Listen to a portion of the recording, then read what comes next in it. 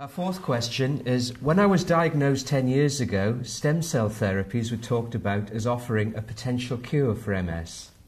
The hype has since died down, and I don't see much mention of repair in MS research. Is there much research looking at repair, not just to myelin, but also for lost nerves? I personally do think there has been a lot of hype about stem cells.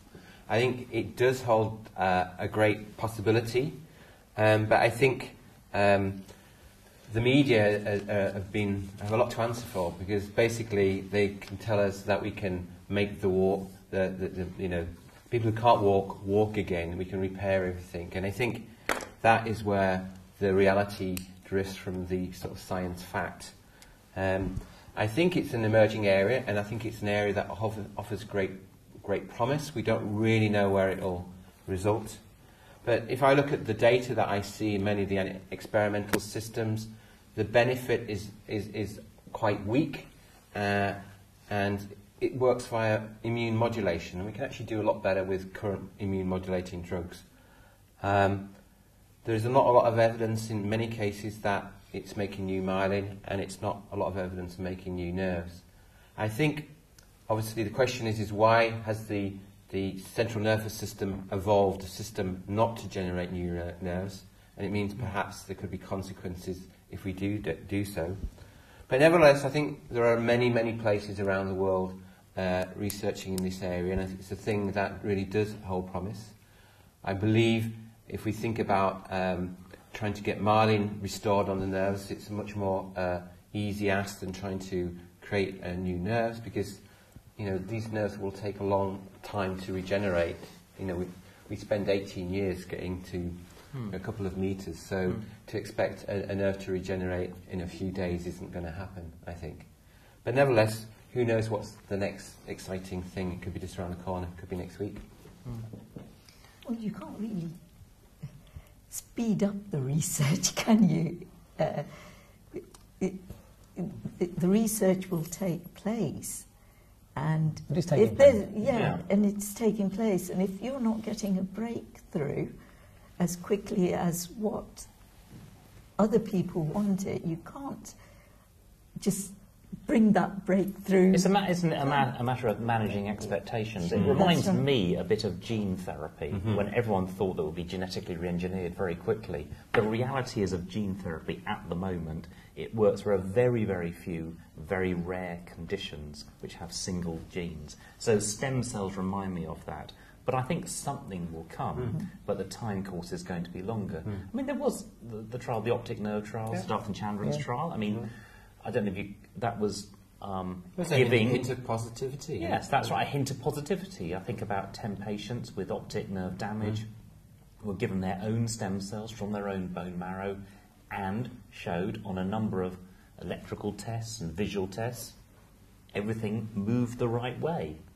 So some hints, and bigger trials. I think there's the consortium, isn't there, out of Charing Cross, Imperial and Europe. Yes. I think it's starting to think about recruiting now. Yes.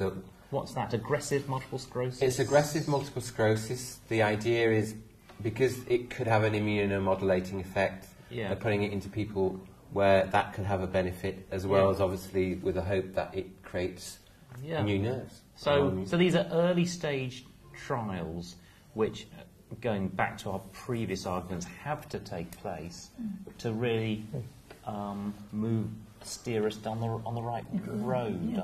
Could I give 5 P's worth? Gavin, please do. I mean, that question is about a cure for MS. I mean, that's the problem with the expectation. Stem cells will not cure MS, because when we look at the causal pathway and the things that cause MS, stem cells don't address any of them. So if you want to, people's idea that the stem cells will be transplanted into the brain and regrow nerves and get remyelinated, it's not addressing the immune component. So, but in combination with an immune suppressant, I mean, like... well, that's the problem about managing the expectations. The stem cell biologists have put forward this idea that we'll cure X, Y, and Z, and without actually thinking about the illness. The disease is at the moment, a putative autoimmune disease. So if you regrow myelin and nerve cells, it'll just be targeted again by the inflammatory, unless I'm wrong, David. Well, actually on this point, I can read out VV's response. He says repair is science fiction. Millions of car accident victims need it as much as MSs. Talking about repairing a mess without knowing the cause is like fighting windmills in my mind. But the windmills of your mind. No, but I think we've got a long way without knowing the cause of MS. Let's think of all the 10 dozen relapsing remitting drugs. I don't think we need to know the cause. It would be fantastic if we did, but we are making progress here without knowing the cause. Of course, there are limits to that.